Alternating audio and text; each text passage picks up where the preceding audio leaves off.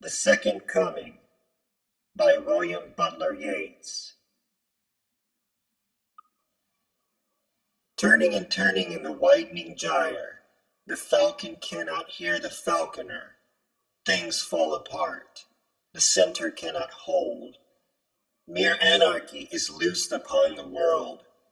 The blood-dimmed tide is loosed, and everywhere the ceremony of innocence is drowned.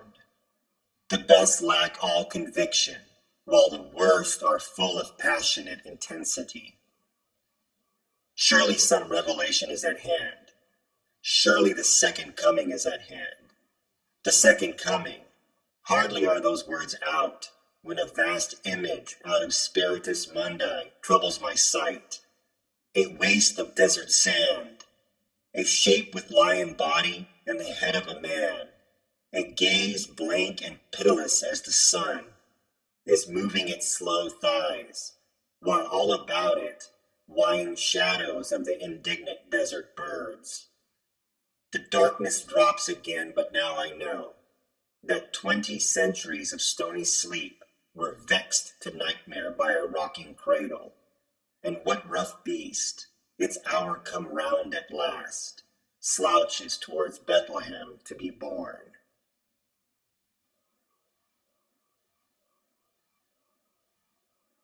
The poem is written in blank verse, with a consistent meter, but no particular rhyme scheme.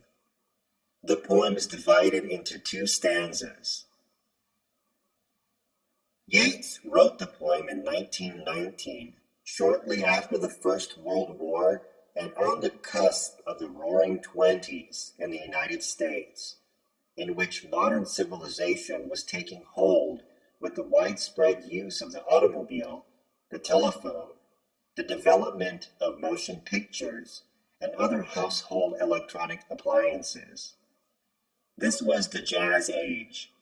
F. Scott Fitzgerald's novel, The Great Gatsby, captures some of the essence of individuals and their world at the height in the 1920s. The imagery in the opening of Yeats's poem describes the direction things are going, spiraling out of control.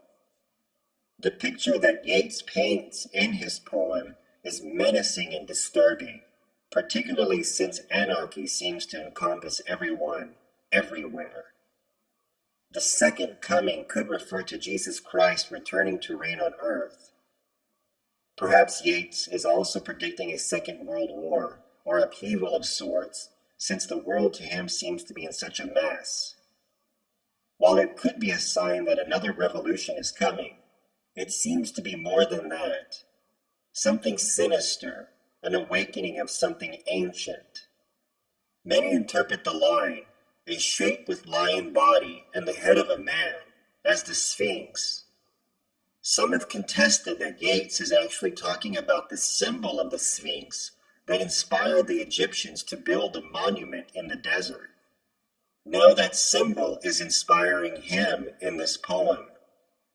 The further description that he gives of it seems to be slowly moving around, thus adding to its immensity. The premonition he has suggests a troubled future for the world. Something has been born beyond human capacity and reason, nightmarish. Yeats describes a beast slouching towards Bethlehem to be born, which seems more threatening and menacing than hopeful and promising.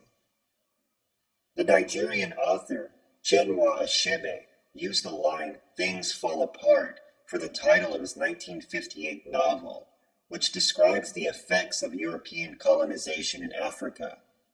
The significance of Achebe doing this further indicates that whatever image Yeats saw was possibly taking shape among the Igbo people in the novel.